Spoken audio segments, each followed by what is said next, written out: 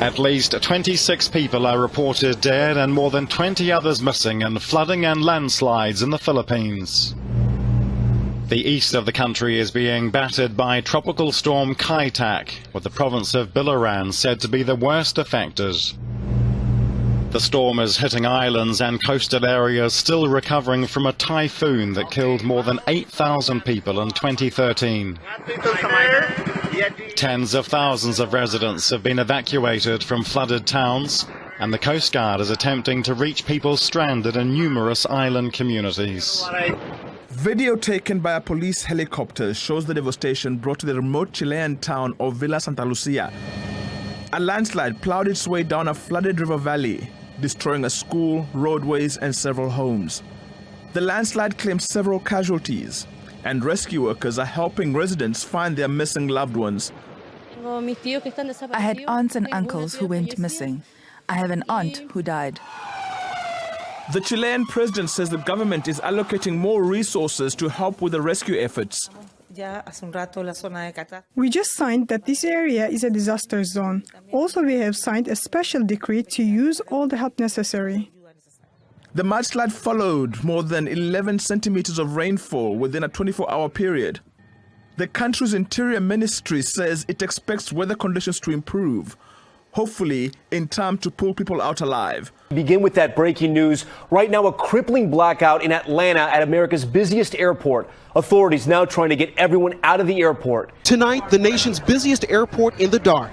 Thousands stranded when the power went out without warning at Atlanta's Hartsfield International Airport. Atlanta Airport, no power, no lights.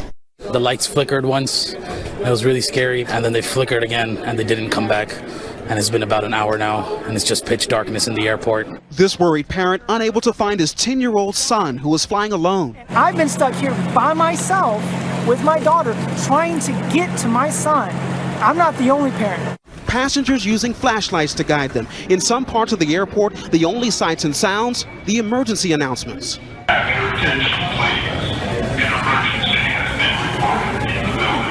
Late tonight, officials saying a fire in an underground electrical facility may have caused the power outage. Reports of smoke in the terminal coming from passengers. We could see fire trucks all along Terminal E and black smoke coming from the back.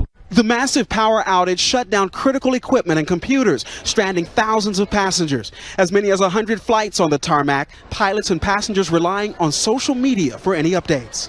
Some passengers let off planes covering themselves for warmth as they huddle on the tarmac. The drama unfolding in Atlanta. At least 600 flights now canceled, more than 500 delayed. The power shutdown creating a ripple effect. More than 2,000 flights across the country already delayed. Russia's security service, the FSB, shows how they detained 7 people said to be supporters of so-called Islamic State after acting on intelligence supplied by America's CIA. The rare show of cooperation between the two countries has now been confirmed by the US's intelligence agency.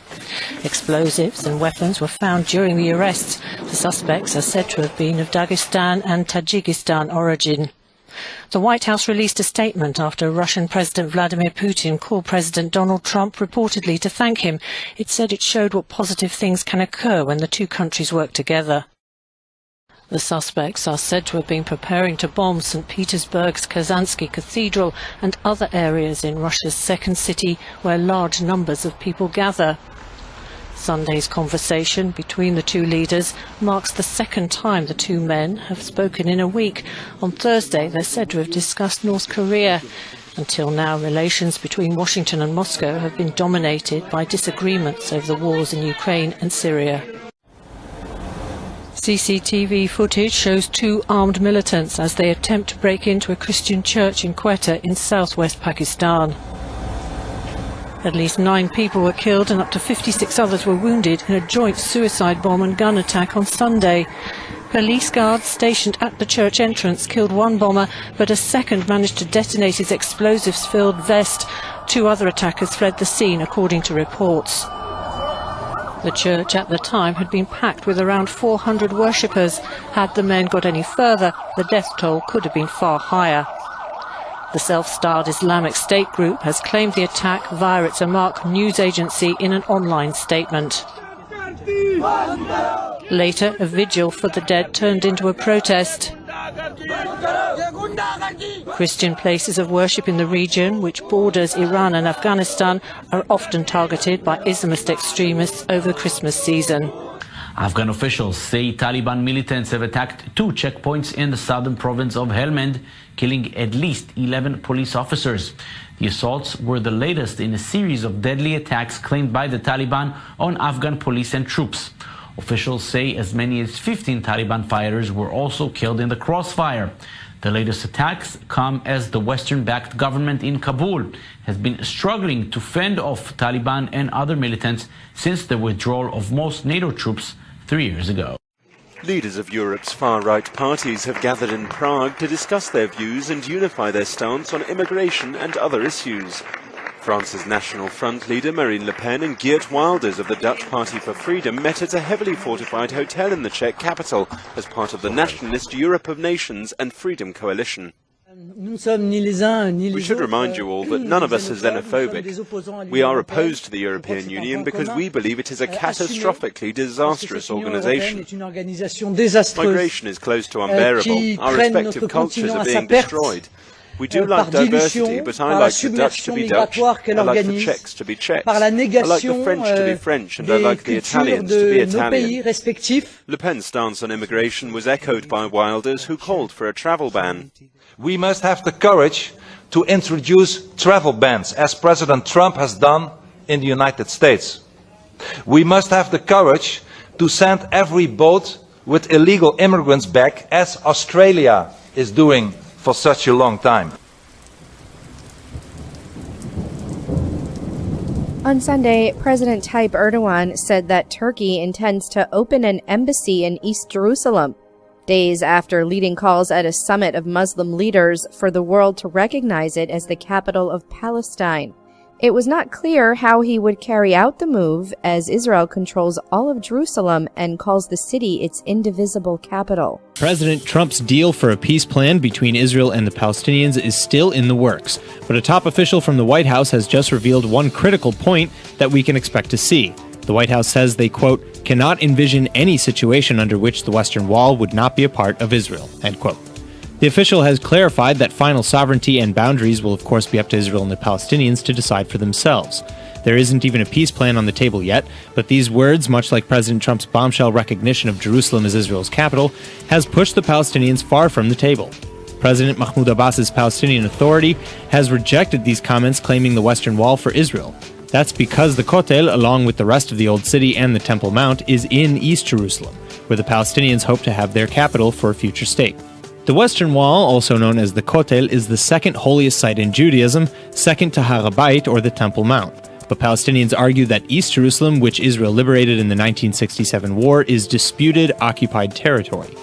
But as this White House official points out, no matter what the Palestinians claim, quote, we cannot imagine Israel would sign a peace agreement that didn't include the Western Wall, end quote.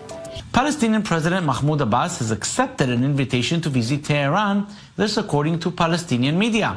Iran has been traditionally closer to Hamas, the Islamist Palestinian movement, which became an arch rival of Abbas's Fatah movement since the two factions fought each other in 2007, but its relations with Hamas are now deteriorating.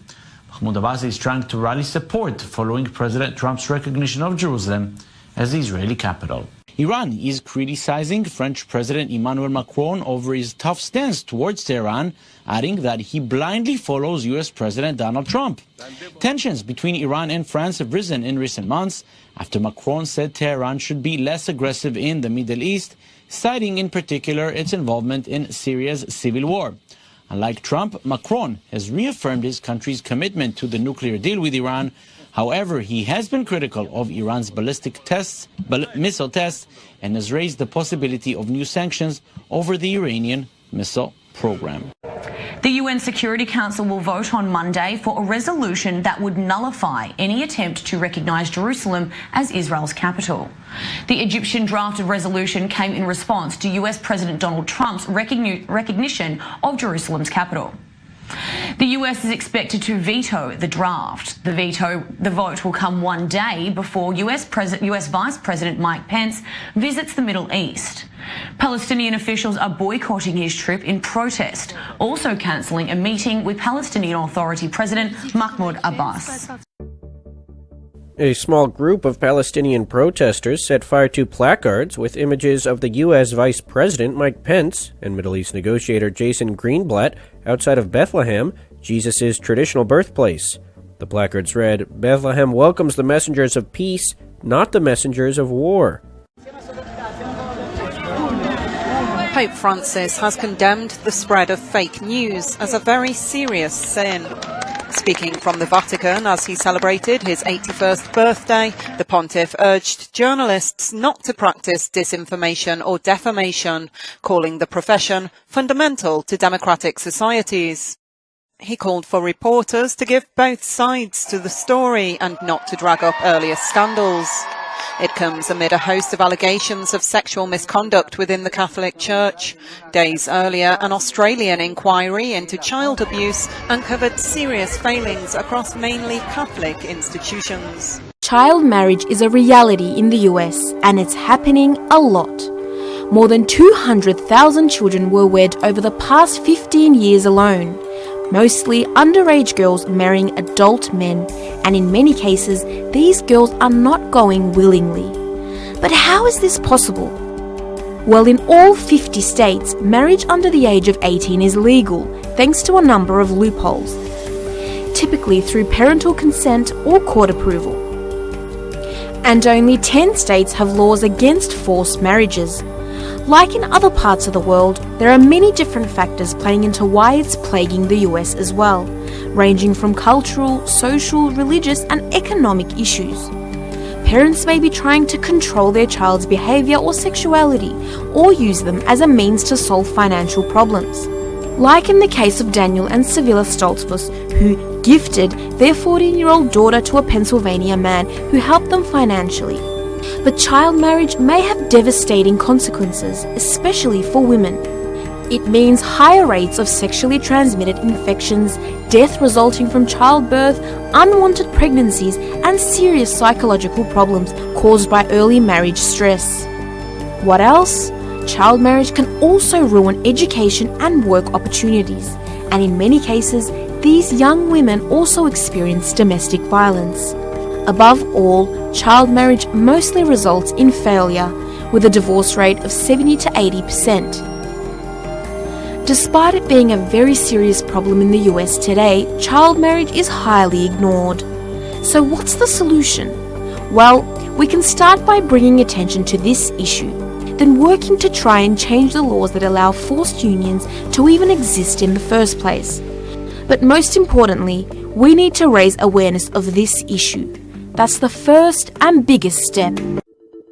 Philippine President Rodrigo Duterte says he supports marriage equality. That's a reversal from a statement earlier this year in opposition of same-sex marriage. But it's also a return to form. During his presidential campaign, he said he'd consider legalizing same-sex marriage. On a political and social level, the Philippines has a complicated relationship with the LGBTQ community. A 2013 Pew Research poll found that 73% of Filipinos said homosexuality should be accepted by society. But on a national level, there are no anti-discrimination laws, and LGBTQ people continue to be the targets of violence and discrimination. The Catholic Church in the country has also spoken out against marriage equality. In his most recent comments, Duterte also asked the LGBTQ community to nominate someone he could appoint to his administration.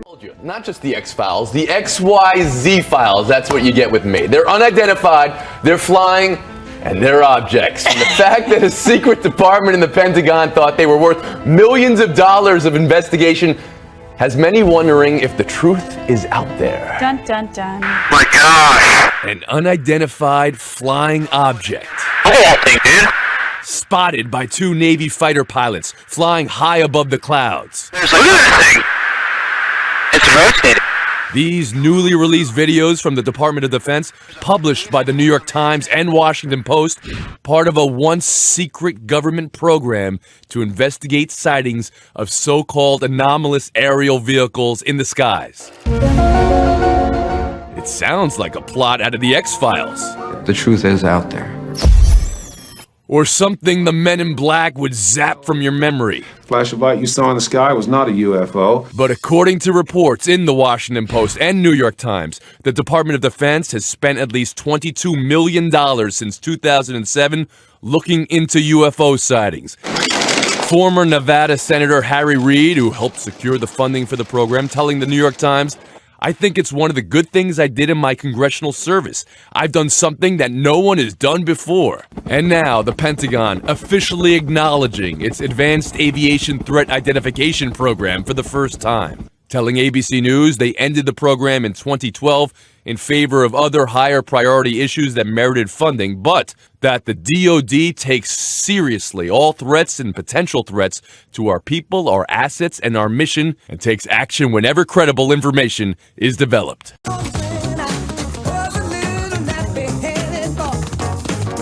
You don't always need the help of animators to get a laugh out of animals. This week, the Comedy Wildlife Photo Awards unveiled 2017's funniest moments in the animal kingdom. They include a young polar bear hitching a ride with Mom, a group of penguins showing up for church, appropriately dressed, a very happy sea otter, and a very surprised seal. This photo shows a sea turtle who appears to be in quite a rush. But this year's winner is a series of pictures of 3 baby owls, one of which is in need of some help. Nothing's funnier than animals. Nothing. Uncle was a Marine in Vietnam, and we resonate with this story. Standing room only is a testament to a life well lived. And our appreciation for a man who served our country. 68-year-old Glenn Shelton is the man they showed up to honor. To express well our grief. But among the faces that took time to pay their respects today, Glenn Shelton didn't know a single one. And not a single one here knew Glenn. I didn't expect this when I rolled in. I thought it was going to be maybe me and a handful of other people. Glenn's obituary leaves a lot to tell, except that the former Marine served in Vietnam and earned a Purple Heart. So as only would be possible in Glenn's 68th year, the call went out online. A memorial for an abandoned Purple Heart veteran, the Facebook post said. And the response? Well, the response spread across the country. It's just absolutely wonderful. It shows me that, no matter when you served, who you served with, or where you served, we're here to support you. Indiana Funeral Care has taken care of Glenn since his passing November 26th, planning a funeral for a man no one seems to know. We don't know anything about him, so it's rewarding to see that they can still find time to come out and pay their respects. 9 days before Christmas, if mankind often seems to fall short, just look to the death of Marine veteran Glenn Shelton for hope. I know he's looking down on us and just smiling because his family's here. His family is truly here.